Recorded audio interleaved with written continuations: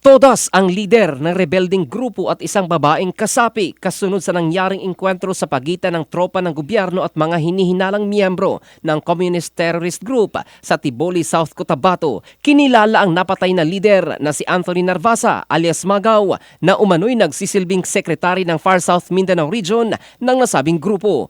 Ayon sa militar, si Narvasa ay itinuturing na isa sa mga pangunahing lider ng CTG sa rehiyon at nahaharap sa iba't ibang kasong kriminal tulad ng pagpatay at frustrated murder. Itinuturing ng mga otoridad na malaking dagok sa operasyon at pamumuno ng grupo ang kanyang pagkasawi. Nasawi rin sa naturang operasyon ang isang Rosakian na kilala sa mga alias na Mutya o Roxanne at miyembro ng Regional Operations Command.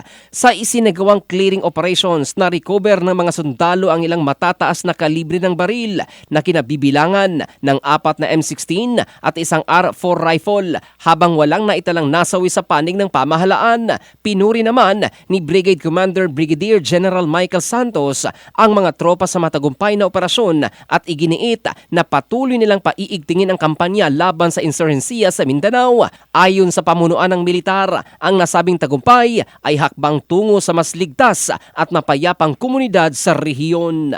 In the heart of changing lives, ito si Jofel Candado ng Brigada News Philippines, the Music and News Authority.